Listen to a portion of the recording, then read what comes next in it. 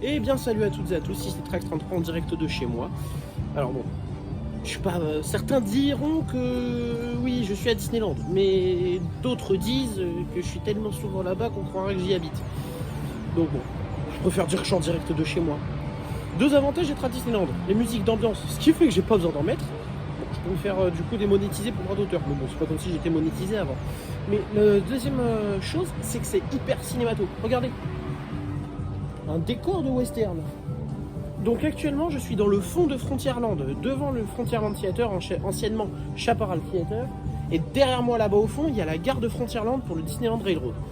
Aujourd'hui, petite vidéo, comme vous avez pu voir dans le titre, on va parler de l'histoire du land en général. Parce que c'est un land qui a une histoire extrêmement riche. Donc, petite intro, je vais vous expliquer la légende de la montagne du Grand Tonnerre. Ce qui lie en fait l'attraction Big Thunder Mountain, donc le petit train de la mine pour ceux qui l'appellent comme cela, à Phantom Manor, maison hantée, et tout le reste de la ville, donc Thunder Mesa. Voilà, c'est vraiment une histoire globale qui lie en fait la montagne, le manoir et la ville. Sans plus attendre, on va se diriger nulle part. Je vais rester ici moi pour tourner la vidéo. Par contre, je vais essayer de vous mettre des petits plans d'insert de temps en temps pour vous montrer la montagne, le manoir et tout ça. Voilà.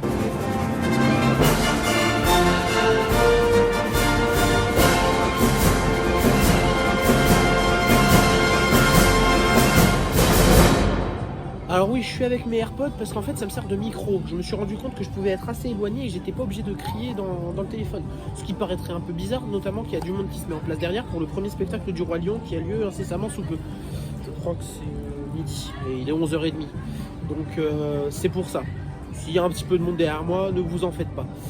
Ceci étant, donc l'histoire de Frontierland, c'est l'histoire d'abord de la famille Ravenswood. La famille Ravenswood, c'est les propriétaires du manoir qui est sur les hauteurs de Thunder Mesa. Henry et Martha Ravenswood ont ce manoir et ont une fille, Mélanie, qui devait se marier incessamment sous peu. Je ne saurais pas vous dire exactement les dates, je les ai plus en tête. J'essaierai de vous les retrouver et de vous les mettre là. Ces personnes sont devenues immensément riches car elles ont acheté la mine, enfin la montagne et la mine d'or qui était à l'intérieur, donc sur la montagne du Grand Tonnerre, qui était autrefois un cimetière indien. Les Indiens avaient donc sanctuarisé ce lieu de sorte à ce que nul ne vienne piller le trésor de la montagne. La légende disait que quiconque viendra piller en tout cas le trésor de la montagne, l'oiseau tonnerre battra de ses ailes et un déferlement, enfin bref, tous les cataclysmes possibles et imaginables vont retomber sur ces personnes. C'est ce qui s'est passé.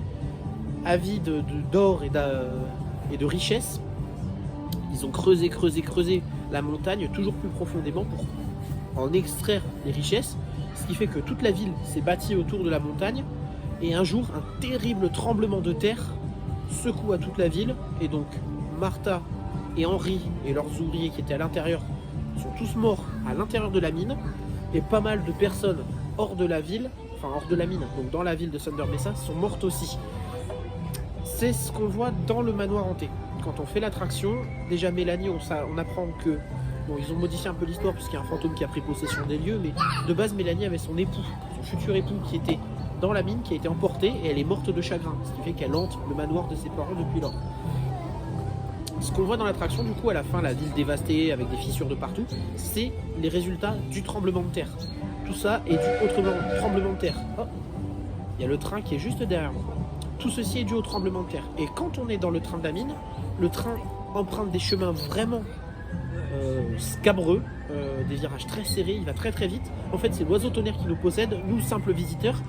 Il possède le train pour justement nous sortir de ce mauvais pas. Et quand on ressort de la mine en étant passé sous l'eau, c'est ce qui nous a sauvés. Puisqu'à la fin, donc déjà, les blocs de TNT explosent et on voyait des rochers, fut un temps, qui tremblaient. D'ailleurs, le train fait toujours ce mouvement sur le côté pour simuler le tremblement de terre.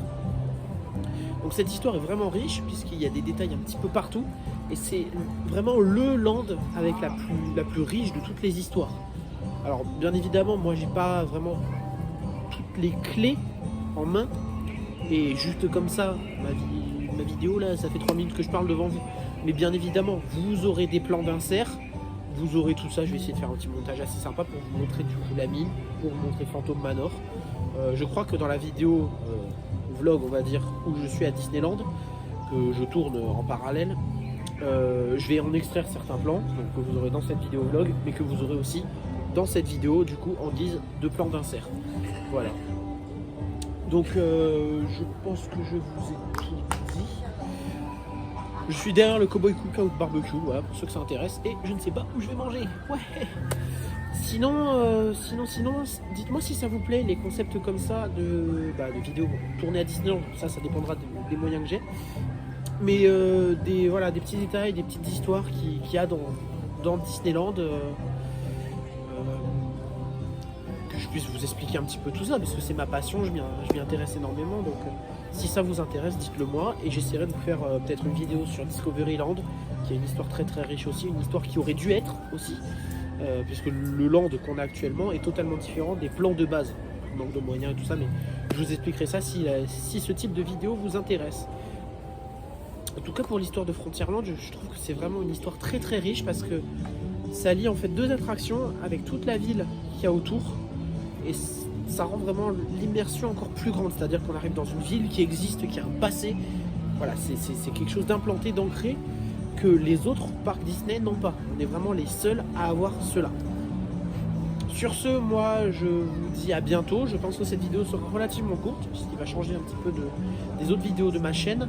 Je vous souhaite une bonne journée, j'espère que vous profitez bien. Et je vous dis restez des gosses et éclatez-vous. Salut!